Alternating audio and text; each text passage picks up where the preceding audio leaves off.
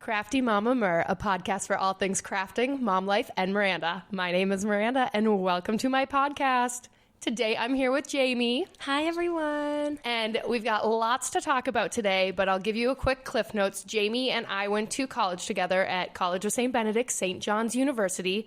And what was your major? Communications. Okay, I thought you were a communication major too, but I couldn't remember. But you were a year younger than me. Yeah. You graduated 2018? Mm-hmm. And so we had some communication classes together, and you were on the communication club. Yes, barely. I attended some meetings, but I put it on my resume. Yep. It was a resume builder. Yep. But then now I feel personally like we've gotten a lot closer since graduating. Yeah. Which is, I think sometimes people think social media is like toxic and so bad, and you're just kind of keeping up with the Joneses. But I feel like you and I have gotten a lot closer 100% via social media afterwards, and like authentically too. Yes. So. Yeah, out of our interests and just kind of being girly girls, loving Taylor Swift. Right. I don't know, just loving life. Yeah. I know. And I was going to ask you, so you went to Taylor Swift's concert. Of course. Did you go Friday or Saturday? Saturday. Okay, I was Saturday too. I was so glad I went Saturday though, because I had the whole day to mentally prepare myself. Yes, absolutely. I thought if I went Friday night, and to see Taylor is a blessing through and through, but I am so glad I went Saturday and had that whole day to prepare. Oh yeah, just the whole day. And also, dare I say, the surprise songs on Saturday hit a little harder than Friday night. Dear John was a blessing. I was sobbing. It was too much. When my favorite line in Dear John is when she says, shining like fireworks over your sad, empty town. And Dang. Absolutely. You can't see us right now, but we're both fist bumping. Yeah, that was so good. And I will say I did not cry during her concert, which I thought I was going to be sobbing. When All Too Well, the 10-minute version came on, I did think I was going to cry because that's my favorite song. That's a tough one for me. And I didn't cry, but I was very, very shocked by myself that I didn't cry at all during that concert. I'm so proud of you. I can't say the same. I know. Everyone thought I was just going to be sobbing, so I think it's because people thought I would be sobbing. I did not. Mm-hmm. So maybe in your head you were like, I can't sob because everyone wants me to sob. I was just so happy. I was elated. Me the whole time, just cheeks open, smile so big. Like, the vibes were so good. Did you see the movie in the... Yes. You went... So I have yet to go. I think you'll really love it. I know, but I still can like close my eyes and see every moment from that concert. So for me, I had already been there. I already lived it. Mm-hmm. And I think once I need a little bit nostalgic, like reminiscing, then I'll go back and watch it. But it'll be a copy of a movie that I have in my house for sure. Of like, we're watching this again. She's like our Beatles. Yes, I think. she is. She's our... People will hate that, but... Right. But recently you have started your own business. So today we're going to talk to Jamie about Captured Blossoms and kind of the story behind... I want to know kind of the breakdown of the name, why you started it, things you've learned from it. So we'll just start with that, and we're just here to have a conversation about Captured Blossoms and probably mix in some Taylor Swift and other fun facts. And then I did put on Instagram a couple questions. So I have some questions for you. Amazing. Okay, sounds good. So, but if you want to start, maybe just talk about the name, what it is. Also throw out any which way anyone can support you to, your handle, all that. But let's hear about Captured Blossoms and what you've been up to. Captured Blossoms is kind of a dual business model, dare I say. But it kind of came out of, I had a friend gift me a film camera for Christmas one year, and started doing it for fun, started taking pictures at friends' weddings and of people and things for fun, and then started to love it more and more and want to do it for real, but didn't want to do just film photography. And then also have always loved flowers, always loved doing my own floral arrangements at home, making bouquets, all of that good stuff. And then one of my best friends got married last summer, and for her rehearsal dinner, I said, all right, screw it. I'm just going to take on doing the flowers and hope it goes well. Yay! And it went amazing. And I was like, I love this. I feel so fulfilled by this. This is what I need, because my corporate job is great, but not as fulfilling as, it might hope to be. But I feel like everyone needs a creative outlet, and that's what Crafty Mama Mer started to be for me. Like, I absolutely love my job at Boston Scientific. It's rewarding. I feel like I am impacting people's lives, and I feel like I matter at the company, but I've always needed to have a creative outlet because I'm like, I'm writing submissions to the FDA. Like, there's no room for creativity. You follow a template. Like, I have to tell you, here's our reliability, here's our biocompatibility, here's our testing, here's clinicals. Like, there's no room. You can't even put a flowery word in there. No. But I think everyone should have some sort of creative outlet. I mean, some people's creative outlet is gaming. Some people, it's, I don't know, there's other things. Yeah, but I definitely can agree that there's such value in having a creative outlet. It changed my life, truly. So once I realized that there was kind of demand for other people, like other people wanted my services, was also one very imposter syndrome. You're like, what do you mean? Yeah. I just do this for fun. But then decided to just say screw it and do it. And I'm not really like the type to take big leaps really often. Like my 9-to-5 job is very safe. I would say, like, I work from home. I work as a marketing consultant in like media and marketing for a company out of New York, but work here.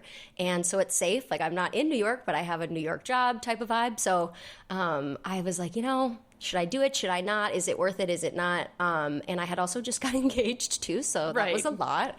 And decided to just run with the chaos and do it. And I had a lot of people around me that were willing to support me and help me figure it out. And like Peter's dad helped me make sure everything was legit with my LLC and all of that fun stuff. So it's been really great, but kind of a mixed bag of film photography for events, and like I do it for birthday parties / like I did a baby announcement the other day. That was so fun. Of, like, people brought their sonogram and we did pictures in the field, and it was so fun. So film photography kind of any kind, and then floral design of also any kind. As I'm navigating, I'm kind of trying to find that niche, but like this morning, I had to send Miranda a voice memo. I was coming home from a bouquet drop-off, and I was estimated to get to my apartment 5 minutes before our recording time. So I was like, okay, I might be a little late. Yeah. But yeah, this morning was a drop-off of a couple bouquets for a girl to propose to her bridesmaids with. So cute. So fun. So and I think it's funny because there's this meme that I saw like 2 days ago, and it was like, the way adulthood works is one friend saying I'm going to be late and the other one saying I'm running late too. And I just 100%. Laughed because you sent me, we were making pretty good time. My friend is watching the girls today. So we can record this, but I was like, okay, shoot, I'm going to be running a little late. And then I saw your voice memo and I was like, great, we're both running late. This is what adulthood friendships are, that 100%. We're always running late. There's like always a 10-minute buffer. It's necessary. We need it. So yeah, it's been really fun. I've been doing some film photography at weddings. That's been kind of my fave lately, but also flowers are just another creative outlet. So I didn't want to limit myself, so we do both around here. Yes. So it's fun. And you said your friend had bought you a film camera. So are you doing just film, or are you doing digital, or what's kind of your photography and what's your vision for it? Because I feel like you can always start with one thing, but then it can take a bunch of different directions. So what's your vision for it? I think my vision for photography is just film. I think that there is something about film. I know you talked about this on a previous episode too, but there is something that just can't be replicated on film. I love that it's just you click it once and it ends up how it ends up. Yep. I don't have to overthink if I don't like my skin in it, or my eyes are closed. Like if my eyes were closed, shoot, they were closed, you know? And because there's no like retouching on film, correct? I don't typically know. I think you can edit it just as you would. Like import to Lightroom or like Photoshop or Adobe or whatnot, and you could do it? Yeah. Yeah, you can do that. Do you put presets on do you like edit the colors afterwards when you get the film back? Or is film just truly this is your film? Typically, like if there's a red eye problem, I can fix a red eye problem. Or if the exposure is really off and I can just drop it to make the picture better and kind of salvage the picture, yes. But most of the time, even if I were to go in and try and edit it, it would just look worse. So no, I try to kind of keep it the least editing as possible, because honestly it's better than digital for like skin and hair and face, everything too. Like people will be like, oh, I don't have makeup on. I'm like, trust me, when you see this photo you're gonna be like, who is that supermodel? Because it's so great. But so I think the vision for it is staying film. I don't think that the direction is necessarily wanting to become a photographer. I think it's more seeing how it goes with both film and with flowers, and kind of seeing if one takes over the other, or I don't know what's going to happen, but I'm excited to see. I like what you said about like film is how you look in that point, because I think with being on social media so much and just in general, sometimes people will like see a photo and they're like, oh, I don't like the way I look in this photo. And for me, for the past at least 10 years, my rhetoric has just been, that's how I looked at that moment. When that camera took that photo, that's what I looked like. And I mean, when I was even postpartum with both the girls, I was like, yep, that's what I look like. I just gave birth. Like, of course, I'm still going to have a stomach and like these X, Y, and Z.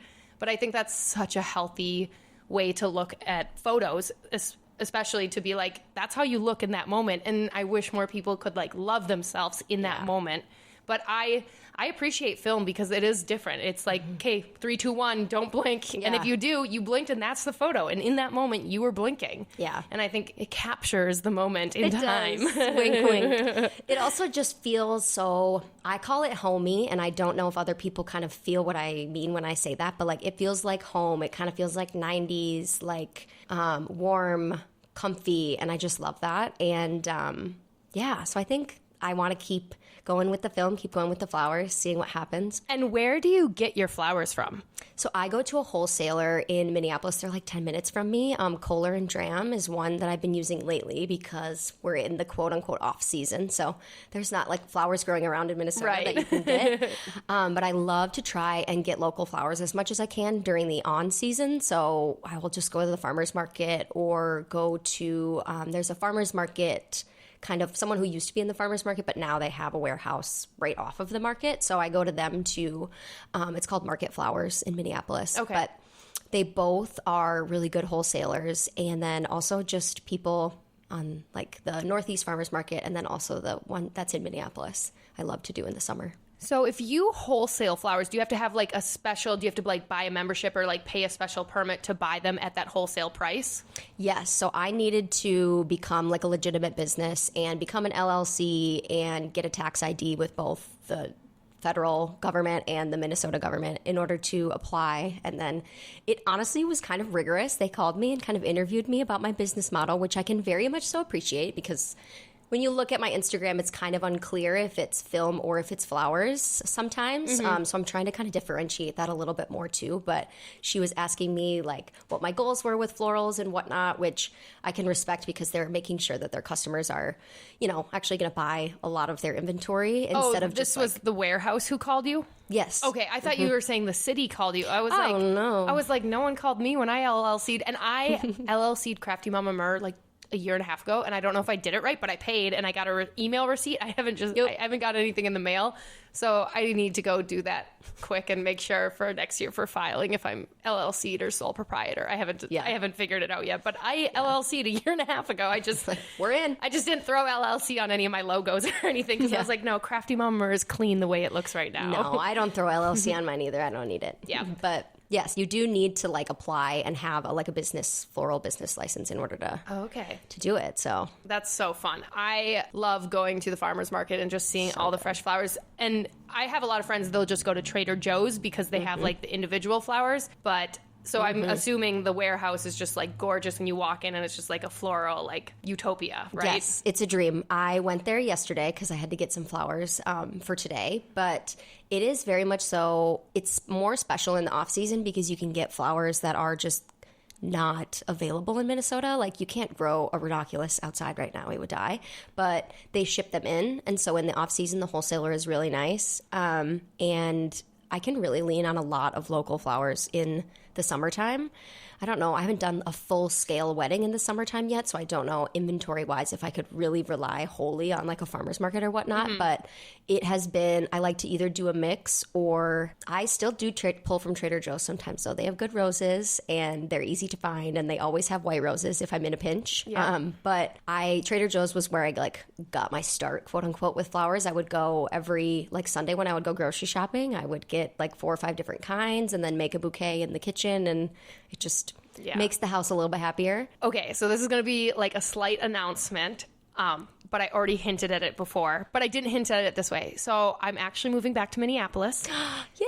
So I'm going to be moving back into my house. Yes, because you boss babe bought your house back. Yes. I did. And so, so 2 days ago was officially 3 years of me owning the house. I bought it 3 years ago. So, I bought my ex out of it. And originally I was going to turn it into a rental property. And then I had put an offer on another house and I got accepted for it. However, the bank said it was a rehab home and I would have had to have more down. So I decided to pull back on that.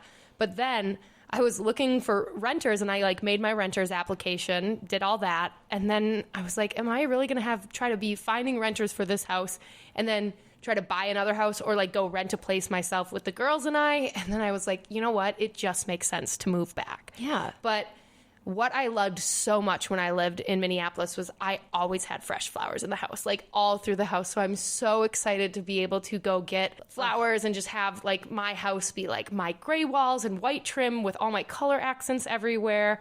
So I'm really looking forward to flowers. But So good. I'm also excited to be back in the cities because It's so fun. I'm glad you're going to be back. I know, and I'm just in Southeast, so I'll be just down the road. So I always used to just go to Aldi because they have like the $3.99 bouquets. They do? I didn't know that. They have, and sometimes they drop them down to $2.99, and you can They're giving them away. You can get like, I always do like the $2.99, and then I will buy like 5 of them. So yeah, that ends up being like $15-$20 for these flowers.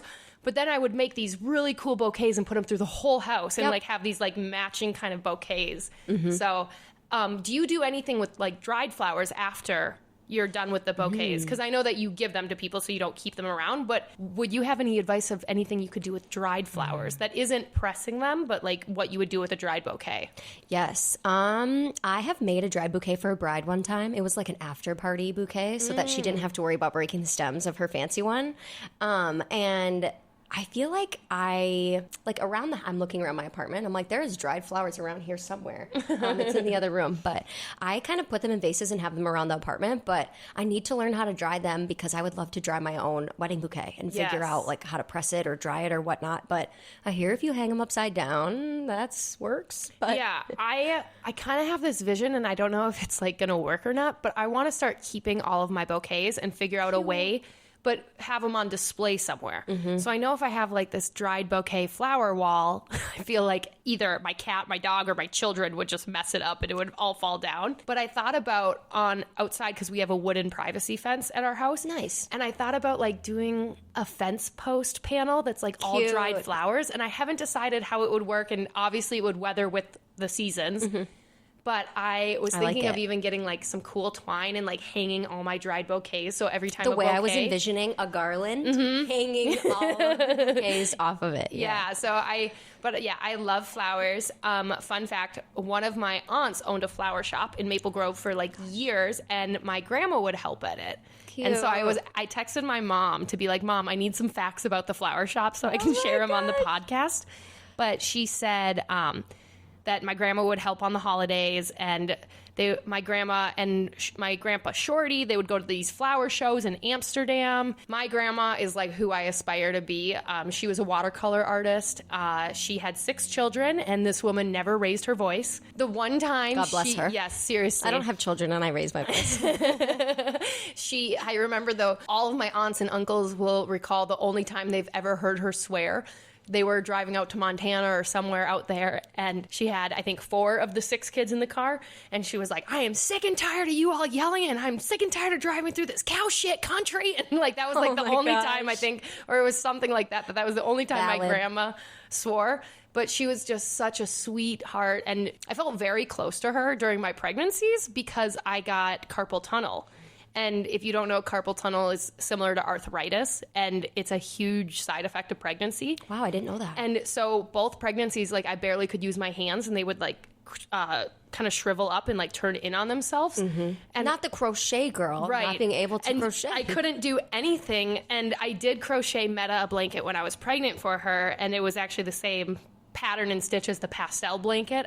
That's what I've always done, is that kind of that style. But my grandma had arthritis really bad, and that ended up stopping her from doing all of her crafts and watercolor. So like I felt very weirdly close to my grandma while being pregnant, even though she had passed away when I was 7 years or 8 years old. But she was this phenomenal artist, but she loved flowers. So I'm like, I just aspire to be my grandma Diane. Love it. She did watercolor. She was calm. She had I think she had about 20 grandkids at the time she passed away. So she had so many like grandkids to love on her. And now there's like 50 of us. So like from my grandma Diane and Shorty, they had 6 kids. And it just like our family tree is insanely large now. I love Shorty, the name. That's so fun. His real name was Norris.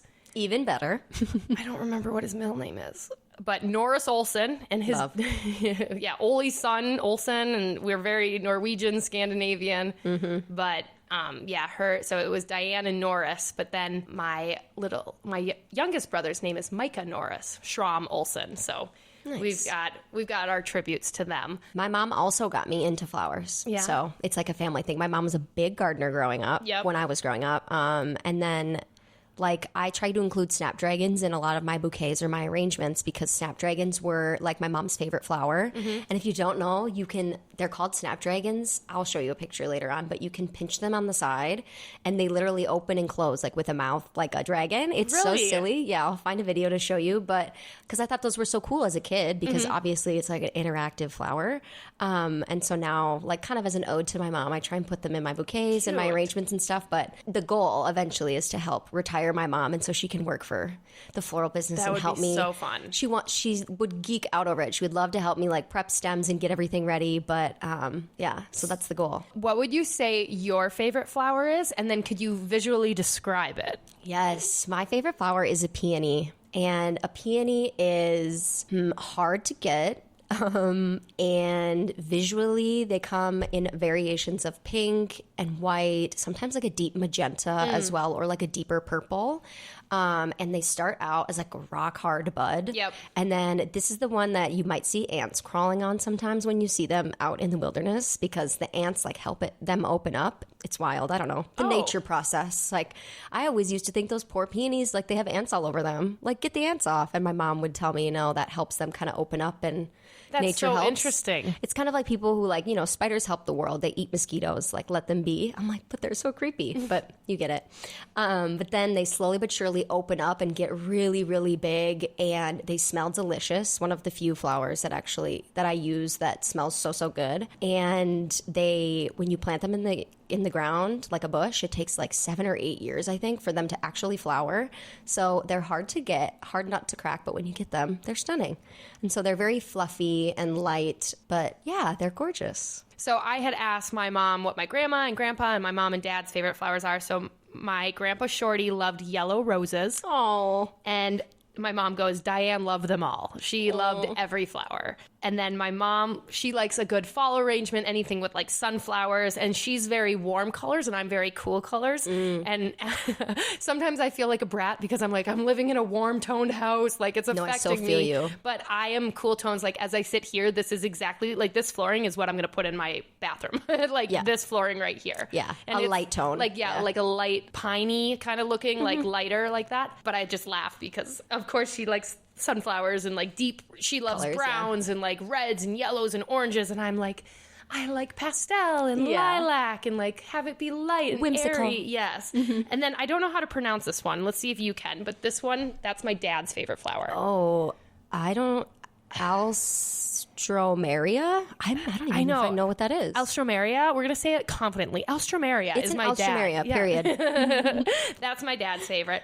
What would you think my favorite flower is? You seem like you would like a Cosmo, if you know what a Cosmo is. So I actually have a tattoo, and so I'll try to describe it. It's a bunch of flowers and it's line art, but it's my mom, dad, my brothers, Maggie, my cousin Kimmy, and my daughters, and my dog Ava's birth flowers. Love. So Cosmos, I believe, I can't remember which ones are. I think probably these are the Cosmos, I think. Or the one way up at the top. I'm not sure. They both look like it. I can't remember. But Cosmos, I believe, are October's birth month. Because I think Cosmos are my dad's birth month flowers. Yeah, they're also very whimsical, and they come in like a lot of cute, pretty pastel colors, and they grow just around in Minneapolis too. Yeah. But I love them. But my actual favorite flower is baby's breath. It is. Oh, lovely. And I posted it on Instagram to ask people what they thought, and I can't believe how many people were so spot on because the options I put, let me click through quick. Did I miss this?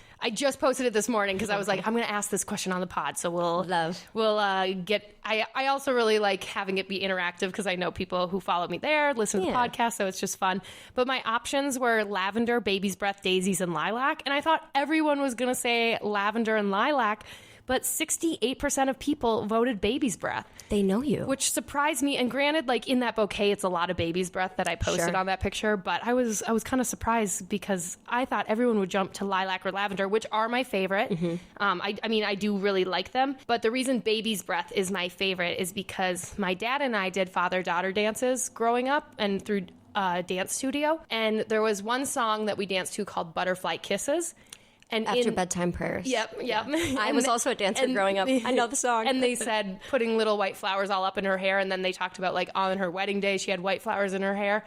And so when I did get married, I put baby's breath like in my hair. But I didn't, when my ex and I, we got married, we eloped and we just did a really small ceremony at Minnehaha Falls. And then we went out on like a dinner cruise at night. And I wouldn't change what we did because our plan was get married in 2019 and have the reception in 2020. Oh, God. Well, then everything canceled in 2020 and everyone was making up their weddings in 2021. So by the time 2022 came around, we were like, do we do a 5-year? Yeah. And blah, blah, blah. It didn't end up obviously happening because now we're divorced. But I always thought that that song, Butterfly Kisses, would be my dad and I's father-daughter dance. And so baby's breath has just always been there. It's beautiful. Every time I've had a baby shower or an event, I throw baby's breath in there. Amazing. But yeah, so baby's breath is my favorite flower. And I just love it because it goes with everything. And it's so pretty and it's so dainty. And it lasts forever. If you dry baby's breath. Oh, forever. It will last forever. So baby's breath is actually my favorite. However, someday when I get a house, I really like natural fences as far as like planting bushes or shrubs or trees and like eventually letting that grow and be your line. So depending on where I buy my house and what the association rules are, if I'm in an association, I would love to do a nature fence of lilac bushes and do like white, pink, and purple lilac bushes around the property because my uncle had a house like that on the Mississippi River. And he had these nature fence in between his neighbor's yard and his. And when those lilacs would blossom, it smelled so heavenly. Amazing. For like weeks. It just smelled so good. So I love the smell of lilac, but I like the aesthetic of baby's breath and how it goes with everything. Baby's breath, like I kind of have beef with how it smells sometimes, but other times it doesn't smell like anything. So I don't get it. I don't know. Maybe if it comes from a certain spot, it smells stinky, and then it's other spots it doesn't, but it's a filler that I always run to. Yeah. It's so good. Okay, and I have a couple more questions that we're going to start going through. Let me pull that back up. What's your favorite thing about photographing weddings or other events? I think my favorite thing is catching the moments as they happen because I can't redo them. Like I think that's one of the best parts about film is if you get the moment, you get it. If you don't, you don't. I take an approach that's kind of like documentary-ish. Like you do your thing and I will just take the photos as you live your life and as you have your wedding. Especially on a wedding day, I do that. Other cases, you can't really I'm thinking about the baby announcement photo shoot I did. I can't just ask them to like run around in a field with a sonogram. That's not very natural, but give them some poses and whatnot. But I think the overall at weddings, seeing people just so happy and getting those kind of in-between moments of them being so happy when they don't know that they're being photographed. Right. Because you can feel it, like the love and the care. So for weddings, are you the only photographer or do they have a digital photographer and you are there too? Or how does that kind of cadence or collaboration work with the other photographers too? And do you feel like, how has that been? Yeah. So the last wedding I shot, I was with a digital photographer too. It was, do you remember Sydney Bramer? Name college? Is super familiar. Was she a soccer player? Yes. Okay. Yep. Her and Pat got married earlier this year. Yep, there it is. Yep. Yeah, I think Pat was in your grade maybe? We had a lot of Pats and Johns and Nicks at our Too university. Many. Lots of Nicks, now that I think about it. 2 redhead Nicks, too. Yeah. We can cut that out, but I kept mixing them up. What was the question? I can't remember. It goes in one. I said, like, how does it feel like having digital photographers there versus you being film, and kind of how does that collaboration work? Yeah, so for Sydney's wedding, I ended up gifting everything to her because we've been friends for so long, and it just kind of felt like one thing that I wanted to do for her. But so she she had hired a digital photographer. She was great. Her name is Vanessa. Vanessa Lee, Minnesota, I think is her photography handle. But she was great. And I just showed up around the same time that she did. And I just kind of shoot alongside her. But she was getting paid, so I stayed out of her way. Yeah. But she just Sydney gave the digital photographer a heads up that I would be there and that I would be shooting film. She was so kind, allowing me to like get in for a couple shots and stuff. But I was also a guest at that wedding, so I was kind of switching back and forth between guest mode and photographer mode, which was fun. But golden hour, the photographer was sweet and pulled me out to go do shoots with them too, so that I could get some of those. So all of the photographers that I've shot alongside have been amazing. And I haven't like collaborated with them directly. It's more the bride kind of asks both of us to work and then we work together. But yes, most of the time there's a digital person aside. Otherwise, like I've done rehearsal dinners before and they kind of have film at a rehearsal dinner in place of digital just because digital can be so expensive. Right. And especially with me just starting out, I'm able to have a little bit lower prices to have people be able to use my services. So rehearsal dinners and stuff like that I've done just by myself, and that's also pretty documentary. But yeah, let's see if you know who this question is from, because they asked for. Okay. Oh, I'm scared. Ask her about her man and her dating life. She had such an amazing perspective about dating. Do I know who asked that? You do know who asked this question. I'll tell you after you're done answering all of her questions. Okay. What do they want to know about my man? I have so much I could say. Yeah, well, why don't you, because she said she has such an amazing perspective around dating. So whatever you think that means to you, but if you want to even, we can jump in and you can tell your story of you, PB&J. Us, PB&J. Because I'm trying to, it's not a dating podcast, but I do think that like dating is so relatable for people. People love love. Like, literally a love story is like the easiest thing to sell. So I like to tie that into each podcast episode in whatever way. I mean, some people talk about like a really bad first date. Some people talk about like how they met their husband and how you met your fiance. But whatever you kind of want to talk about, we'll switch gears into that to answer this question. Okay. Yes. So I feel like I know who this was. I think it was Noman. It was. Noman. We love you, Noman, so much. Noman has seen me through a lot of boyfriends because we were friends before Peter and I had ever even met. I kind of went through the ringer in dating. A lot of the things that you had mentioned in your podcast, I'm like, yep. Like feeling hidden, feeling kind of like people were embarrassed of you in ways. That was kind of my first boyfriend. And then, of course, had the whole cheating. Every girl has that one guy who cheats on them and kind of ruins everything. And I hope it's only one. Unfortunately, I feel like I've got like a good marker count on that because it's not just been one. And it's just like, you think you know, you think you can see through it, and then they just keep doing it. Yeah, no, it was one, but one multiple times, which was, that was a hard lesson to learn, but I learned so much from that and learned exactly what I want. Well, not exactly what I wanted, but maybe exactly what I didn't want. Yeah, I think it's better, though. I think it's better to know exactly what you don't want versus exactly what you do want, because I know I don't want X, Y, and Z, so that opens me up to more things. Yeah. I think another perspective I always try and take, and I think you do this too, I have a perfect example, actually. I was in New York a couple weeks ago for work, and one of my coworkers had just run the New York City Marathon, and which is insane. She's so cool. She met a guy at the starting line. I was like, this is a rom-com. It is literally a rom-com. And so they're like sitting at the starting line, they're talking, getting to know each other, whatever. And then somehow she got something with his name on it, but not his number. And so she found him on Instagram and she was creeping on his Instagram. And she leaned over to me and she was like, Jamie, do you think it would be weird if I like messaged him?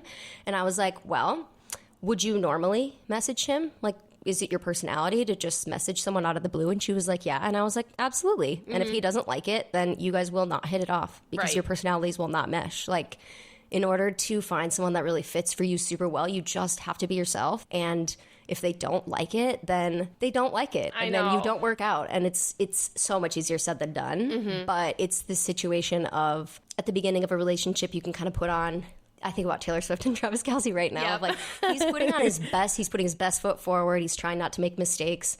But I feel like that first time they make a mistake together and then they kind of go through something, they'll be stronger from it.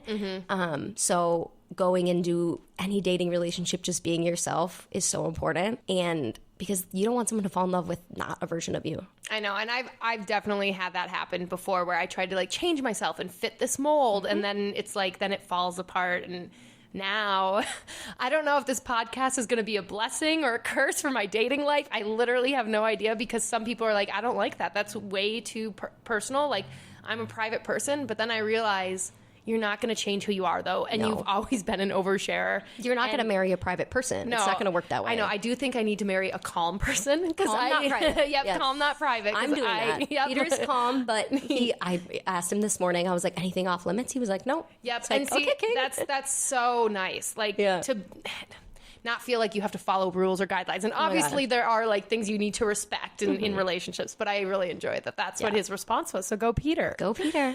That's a good transition. We could jump into Peter. Yes. I met Peter in college. Ironically, we met senior year, not freshman, sophomore, or junior. Because I don't remember him being around at all. Was he a Johnny? He was a Johnny. Sorry, Peter. Yes. Peter also had a girlfriend going into college, so that does, one wonders for your social life, maybe not in the best way of like meeting a bunch of new people. Right.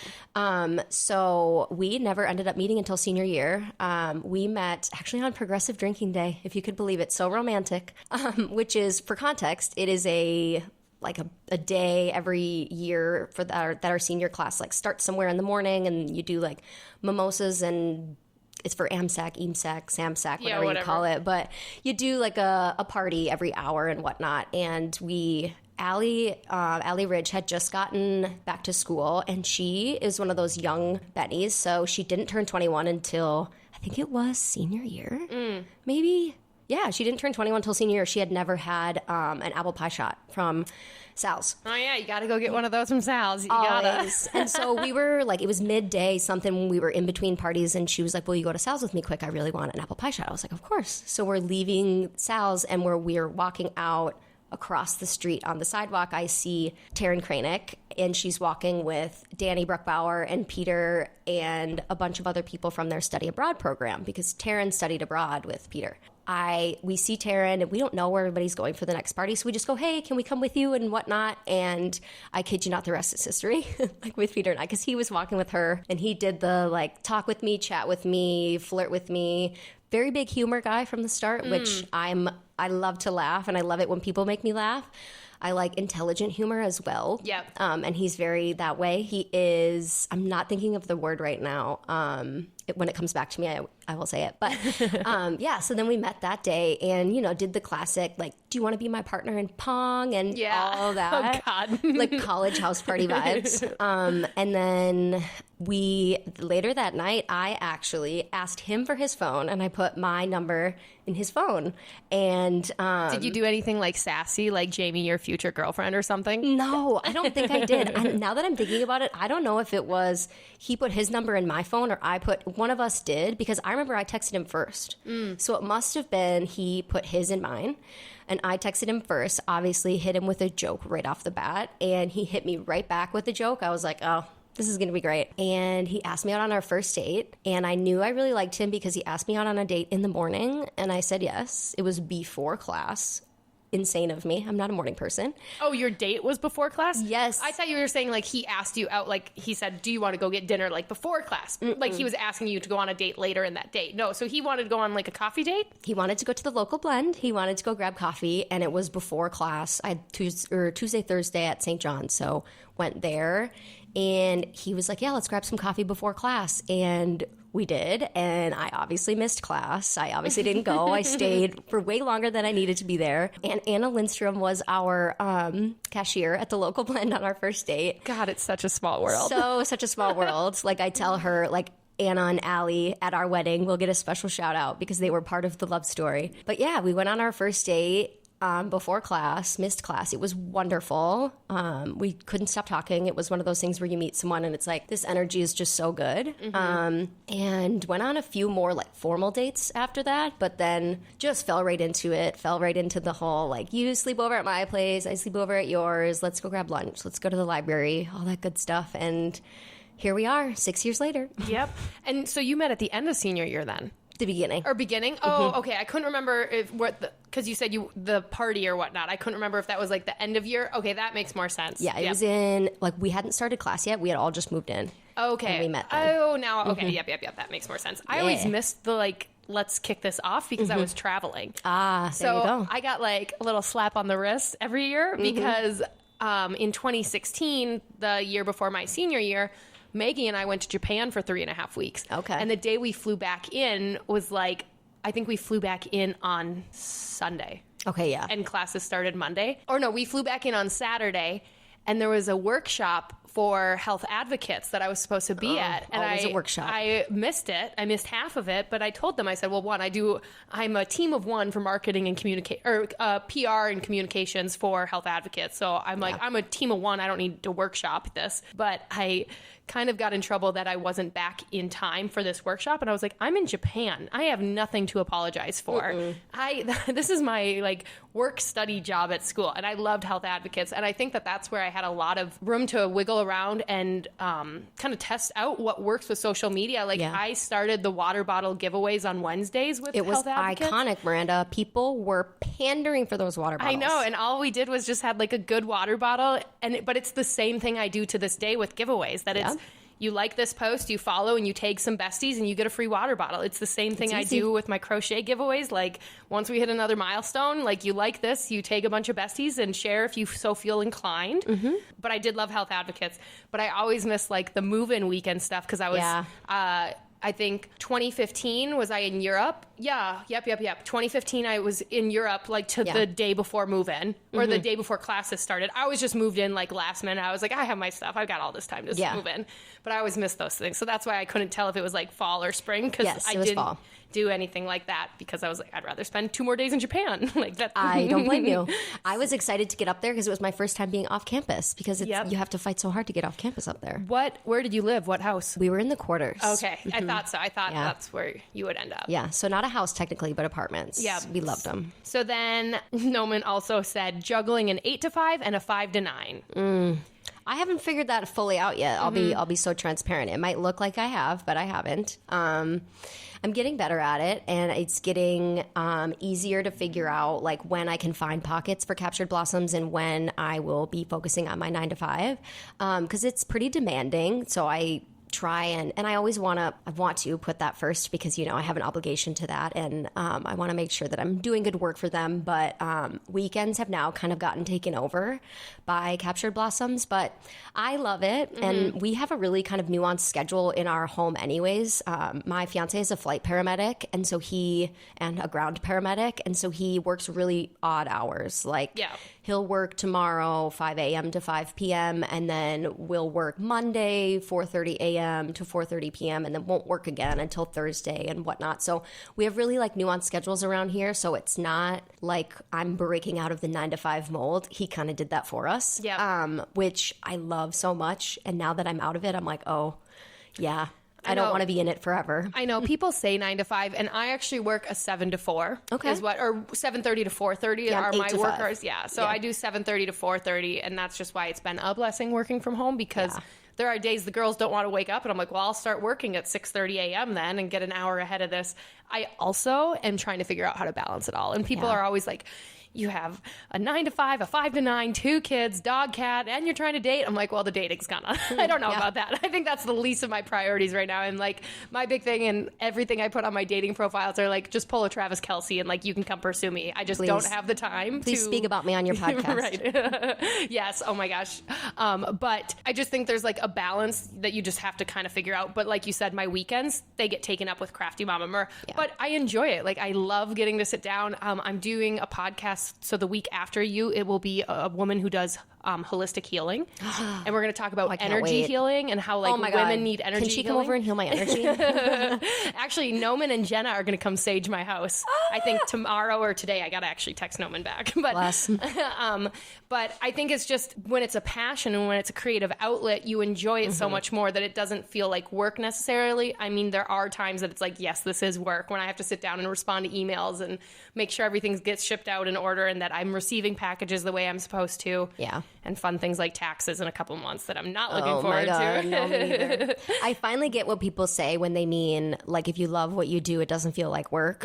Like this morning, I woke up to my alarm, and normally when I work my 9 to 5, I like wake up to my alarm, snooze, snooze, snooze. This morning, I was like up at it, ready in the shower, getting ready to deliver bouquets because I just love it. Like, it's so fun, and it's such a passion thing for me, so it works. And like Friday, like balancing it, if I need to do it on the same day on a weekday, can be tough. But my wholesaler opens at 7, so I'll shop from like 7:30 to 7:45, and then come home, start work at 8, do my 9 to 5 stuff, and then if Peter works a night shift, I will set aside those night shift nights and just work for Captured Blossoms. So like last night, he went to the driving range with a couple of friends, Cody Wald and Blake Ekblad. They're also groomsmen in our wedding. Oh, so they are? very sweet. Yeah. Okay, so that's who Peter's kind of friends with? Yeah. Cody and Blake and Danny have stayed his best friends since college. So they've all been really good to him and been good to me. So yeah. I love Cody. He sent me a really sweet message a couple years ago, and like I still remember that. And now I'm like following him and his new girlfriend. New girlfriend. I'm like, they're she's gorgeous. so cute. And I follow her, and I'm like, I probably will never meet her in person. No, I'm obsessed with her. Cody and I, like,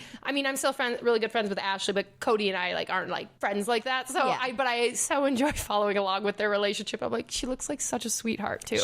They seem like they have so much fun. So but they were out last night, and so then I made all the bouquets for this morning's delivery last night, so that we like to kind of capitalize on the time that he's home, because if he's gone for a while. But it just kind of balances itself as you go. I don't know. Creating a business is harder than I thought it was going to be, but I think everybody says that. At least I hope they do. If you think it's easier than you thought it was, please call me and let me know what you're doing. Yeah.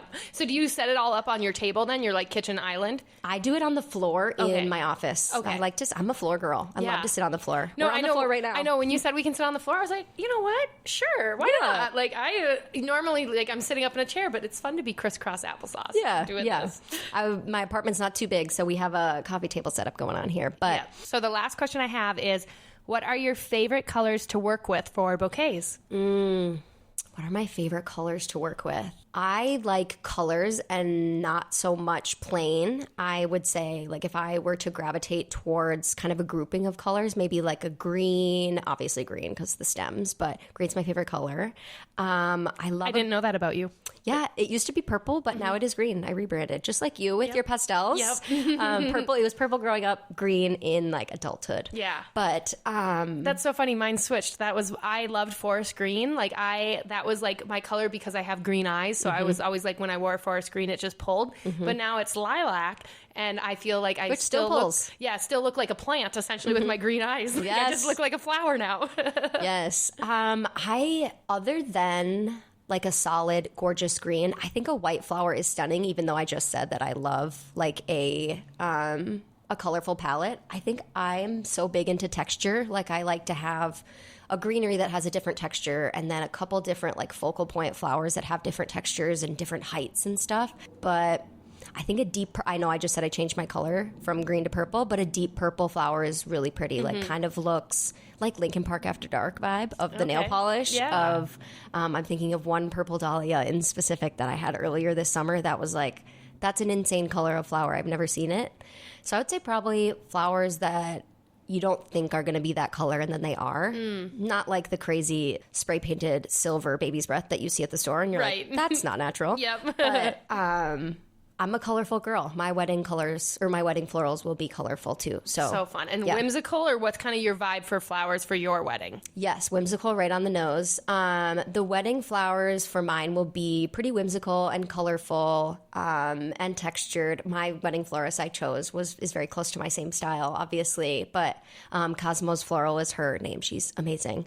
And we are going to keep it to be natural looking, kind of not as structured, kind of whimsical. And I just keep going back to whimsical. Like more so like a wildflower field vibes. Yes, I love that. Yeah, I definitely. love that. I love seeing, there was some I think they're called the flower bandits or something, and I don't know where they are, but they go around spreading wildflower seeds around their community, and now it's just like these flowers everywhere, and I wish we had more of that. Like, it's so good. And when I moved back into Minneapolis, there's one woman who lives down the street from me, and she plants over 200 tulip bulbs every fall, and she said her key to it is you have to do it right before that first frost. Yep. Otherwise the squirrels will go dig them up. Yeah. But her house is blue with pink trim and these like but she Airbnbs it out as an art studio. You're kidding. It's not, and she has a giant quilting studio in the basement, and she owns 3 of the properties around my house, and so she loved when I moved in, and I felt really bad because I moved out in such a rush. Like, I felt like I didn't say goodbye to anyone because it was 18 hours and I was out. Yeah. And I didn't go back. And back. you were not in the mental state to be going back and saying goodbye to your neighbors. Right. You could barely speak. But I'm very excited to be going back because they have like a gardening club that they do every Tuesday that I had swung by a couple times, and they just loved the girls, and I'm very excited to be back and have that community, but to have flowers and have a landscape that I get to do something. So I want to play around with what flowers, because half of my yard is shaded, half of it's rock yard. So I want to play around with different flowers and what I can do to really bring that space. But one of the properties next to me, there was a bunch of ivy growing up their wall, and I know that ivy and plants that have vines like that can be bad for siding, and they push into the cracks, and it's bad for that. So every year I would go and rip down all these vines. Well, then one year I was pregnant, or I had Maisie in 2021 in September, and so right by fall I was recovering, and I wasn't going to go out there and rip these vines off. Yeah. Well, then I saw them change colors, and they looked just like the vines at St. Ben, St. John's, where it was just like these beautiful, I know what you're talking about. Red and yellows and oranges. And so I stopped taking them down. And then the next year I didn't take them down, and the business next to me didn't care about them to take them down enough. So now it's just like this huge vine wall, and it's like the only thing you can see outside of my dining window is their wall. Okay, stunning. And so now it's like this beautiful viney. So I'm just excited to play around with landscaping and add more flowers in, and play around with my rock yard. That it adds an energy. The flowers add just like I don't know. Some people will look, I think there are 2 camps of people, and I think that they are often brides. They discover this about themselves where they're like, flowers are super important to me, and I want flowers at my wedding, and they'll add so much. And then there are other people that are like, I cannot fathom spending this much on flowers. And I was in the middle before, but now I'm just like, flowers are definitely my thing. Yep. And that's definitely a big part of the budget, and that's okay. Yep. And so it's because it'll make you happy. You'll see the photos like on the day of. It's all about your experience and the aesthetic, and if that's what you care about, then that's important. So especially in the home, they add a little jazz. Oh yes, I know. I'm so excited to have fresh flowers again, and we have fresh flowers at my parents' house, but again, I get more sunflowers and like warmer tones because that's what the house I'm in is. But when I have my own place, I'll have like eucalyptus and baby's breath. And my brother's girlfriend, a few weeks ago when I was having a pretty rough week, she went to Trader Joe's and she had built me a baby's breath eucalyptus and some purple flower one, and it was one of the nicest things someone who like really doesn't know me has done for me. So I really appreciated that. That's sweet. Yeah, they're a big day maker. I like it when people get them from me as gifts for other people. It's so sweet. It's very fun. Would you ever want to grow your own flowers? Of course. In the city of Minneapolis, that's not logistically sound. But yes, I would love to eventually have a house to have both kind of like a workshop-y studio area for me to put together flowers and also a backyard garden. I do some flowers in my brother and sister-in-law's garden as well as my mom's. But I don't have one yet. But once I have one, it'll be amazing. We'll be having dinner garden parties in the back, all the good stuff. Yeah, the whimsical and kind of wildflower feel is my vibe. I love that. Yeah. Where do you see Captured Blossoms in 5 years, and what would you like us to manifest for you? Where do I see Captured Blossoms in 5 years? Captured Blossoms will be my full-time job in 5 years, maybe in 3. Yes. It will be. I actually, as you say, manifestation, can we say any manifestations? I looked at my manifestation journal from July, and I like to write them down in just I am. Like, I just wrote down, I am thankful for owning my own film photography and floral design business, and wrote that down in July. And now we're sitting down to record this podcast, and I do, and it's so exciting. And so I think whether it be the manifestation, putting all the effort into kind of working towards your goals, whatever it may be that we did, it works. Yep.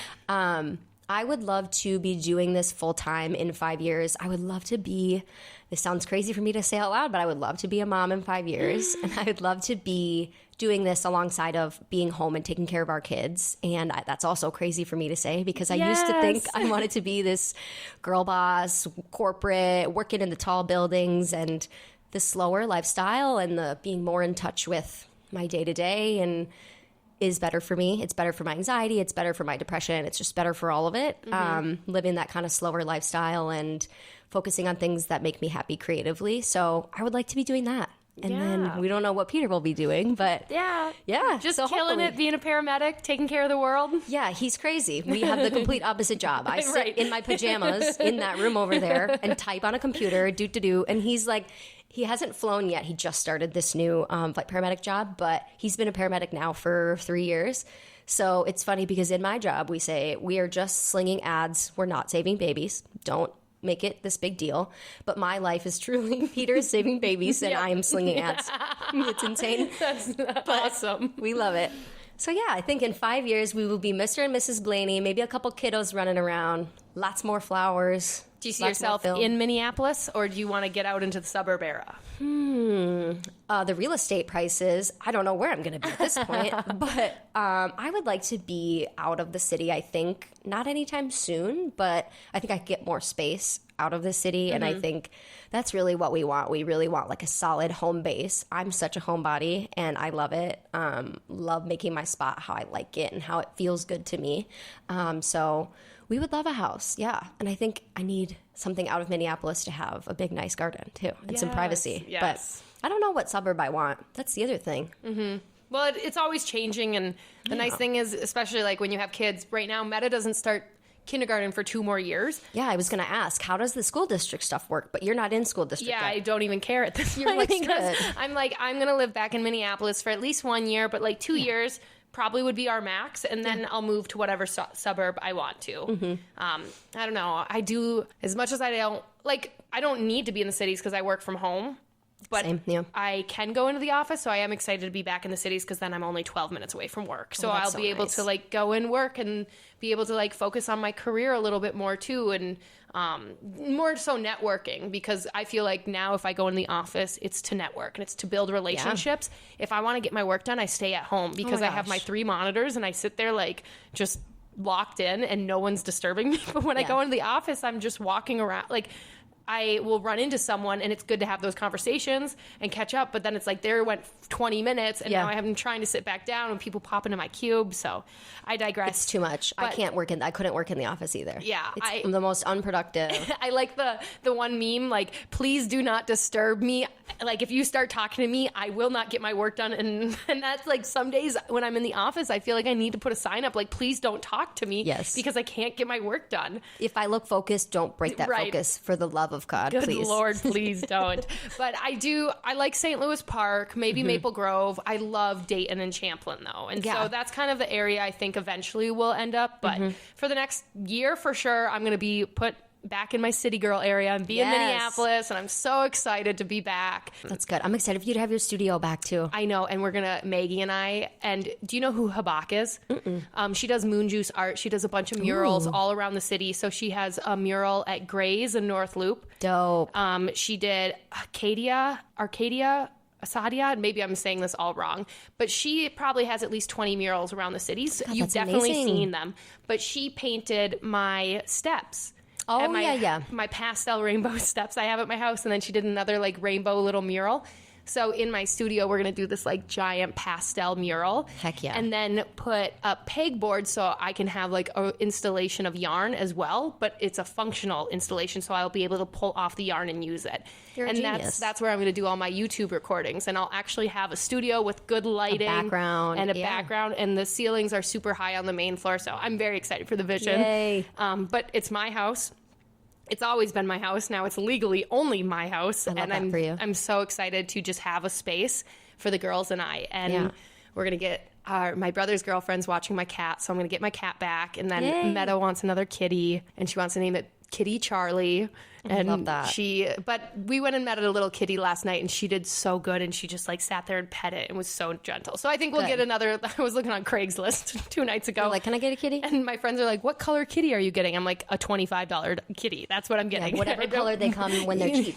I'm like, I saw one for a rehoming fee of $700. I'm like, we got Dosh we adopted him from the agency for $400. Yeah. So they're scamming you. Yeah, That's I know. $750 is a scam. I know. So, well, do you have any other questions for me?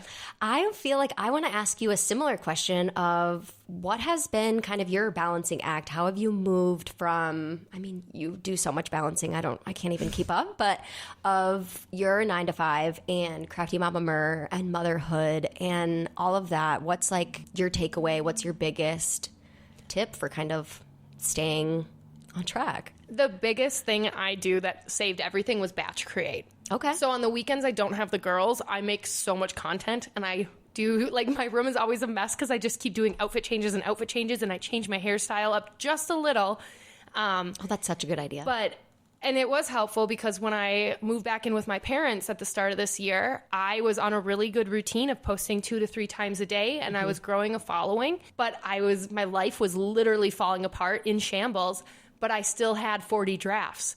So for 2 weeks, I didn't record one thing, and I just posted these drafts. That's and amazing. Kept doing it. And you got to be broken in silence a little bit. And I would like, and I'm also a person who needs to feel things with others. Like when I left my ex, I like got home, and my brother was like, hey, maybe we just like keep this in the family, like till we figure out what's going on. And I said, I just texted 40 people, and I had like a draft text, and I said, this is what happened, and I need you to hold me accountable, because otherwise, not that I can't do things for myself, but like accountability. I mean, hell, that's why I finished Mr. Seven's episode the way I did, because I wanted everyone to know, like, I can't go back to this. We have to break cycles. Like my buddy was like, and now this is like totally segueing away from like how I manage my 9 to 5, but this was more of just like how I manage my life at that point. But I have to break these cycles. So anyway, circling back though, the beautiful thing about crochet is I can do it with the girls right next to me. Yeah. So when we're sitting and we're watching like a bedtime movie, I'll sit there and crochet, and I'll like run over, and that's why you'll see the girls run into videos sometimes and be a little sassy, because I'm doing it right by them. But last night we got a bunch of new Crafty Mama Mer crew necks, and they're just right there with me, and it's so fun that they get to see it too, and they get to see what mommy's doing, and they recognize the logo, and they're like, Crafty Mama Mer, and Meta keeps telling people that she's Crafty Mama Mer, and she goes, Maisie's my daughter. I'm like, well, no, honey, you're my daughter, and Maisie's my daughter. She goes, no, Mama, I'm your daughter, and Maisie's my daughter. And I'm like, I can't explain whatever that to you say, girlfriend. I'm like, whatever, but I just think it's to set realistic expectations. And when I'm going to do a whole podcast episode of really what I did from 2020 when I started Crafty Mama Mer to present day and how I grew. But what it really came down to was setting your expectations that I'm going to post at least one time every day. Yeah. And then it's like, okay, well then that means on the weekends I have to batch create at least 14 things because they go with their dad every other weekend. And so that was where I decided, okay, even if you make 10 things this weekend, and then you can use some older photos, or you can do throwback photos, or you can take text. And so that's how I manage the social media part of it. Making a beanie takes me an hour and a half. Yeah. So if I can dedicate an hour each day, I can keep up with creating enough. And there's days I won't, and there's there's weeks that I have really hard weeks, and I just have been like posting and been like, it's a really hard week, you're not going to see anything from me this week. And then I get just this outpour of love and people understanding that I am a human, and like, yes, Crafty Mama Mer is my business, but I'm a human and I'm dealing with shit. So it's just been, but I think it works so well for me, and I've seen this side of what your business is doing too, but just to be so authentic and vulnerable, and like, this is what I'm dealing with. And I know like you share a lot on social media too, and I feel like you've created a really good space to be on social media. And I think when you can create a good space to be on social media, you can find something that's creative and a passion for you. It all just kind of flows together. That you're not like, okay, I need to do 3 hours of this today and 3 hours of that tomorrow. It's just, it comes more naturally, and it's more of a flow. So I would always say, don't be too hard on yourself. Find what you can do consistently to show up, but consistently to show up happy. Don't, you can consistently post 2 to 3 times a day and be miserable. Yeah. Or you can say, you know what, I'm going to post 2 to 3 times a week, and I'm going to enjoy this. And I'm going to be like enjoying my life and not like feeling, and that's the thing. Crafty Mama Mer has always been a passion of mine, and never like a need. I mean, like right now, the money I'm getting from it is just phenomenal. Yeah. But I need it. But I could walk away from Crafty Mom, or I could shut down my store today and I still would be okay. And that's why I think it's like a little bit easier for me to be like, I don't need to post today, but I do want to post because I'm like, yes, I've got like, you know, this year I got my name back, I got my house back, but I paid off so much debt already from people buying patterns and like trusting in me to teach them how to crochet. Mm-hmm. But I'm very excited to see what's next because there's some big things coming up. And yeah. One of my favorite TikToks reels you ever made was like, keep laughing, everyone. My silly little business paid for daycare for X amount of time. And it's like, seriously, keep laughing, everyone. Yeah, I know. And there was a long time I didn't post because there was one woman in particular who would just bully me. And she knows who she is. Mm-hmm. And we don't like you. I don't know who you are, but I don't like you. No, we don't like her at all. And I try not to like have that energy. Like everyone got a fresh start at the beginning of 2023. Yeah. But she would go and like leave reviews on my website. She would go send me anonymous messages on my website. She would comment on things. She created new profiles.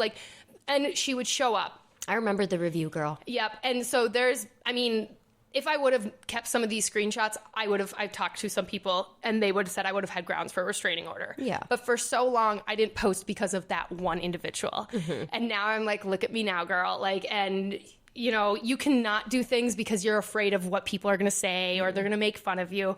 But I am so glad. And it was a little bit over a year ago that I started posting like I was already famous and that I had a following.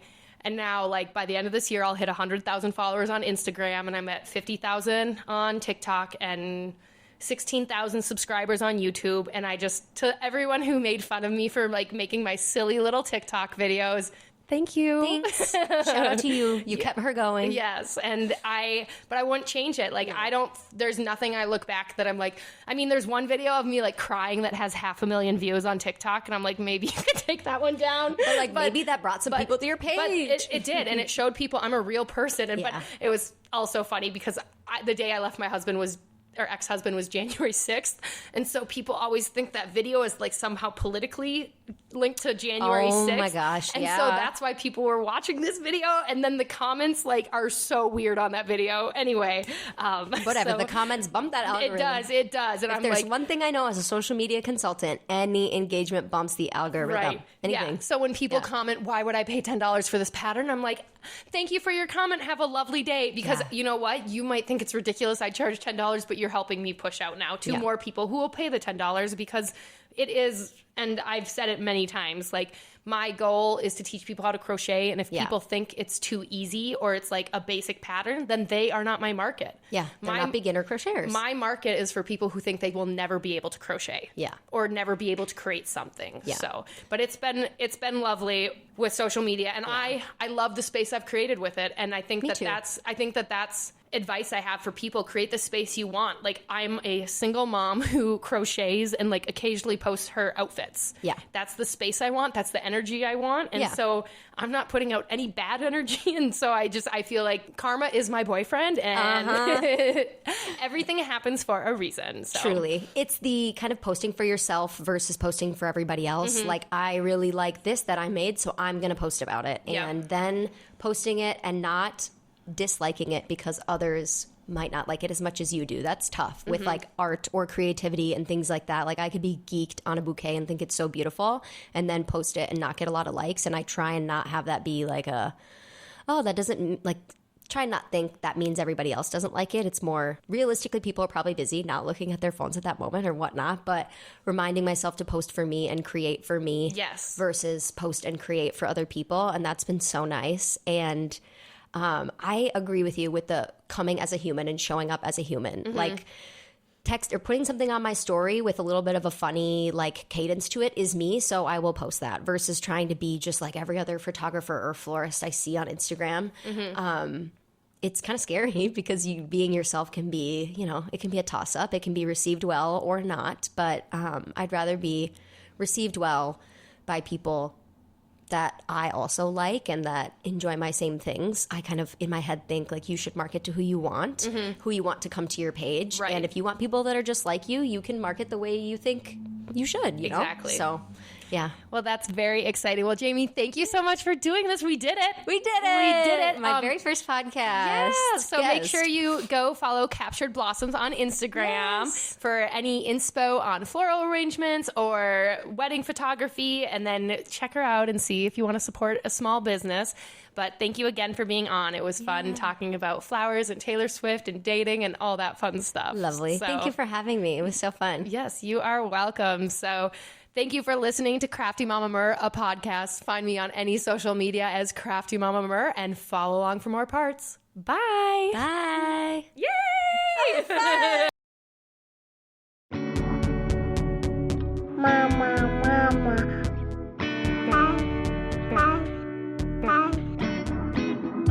Mama.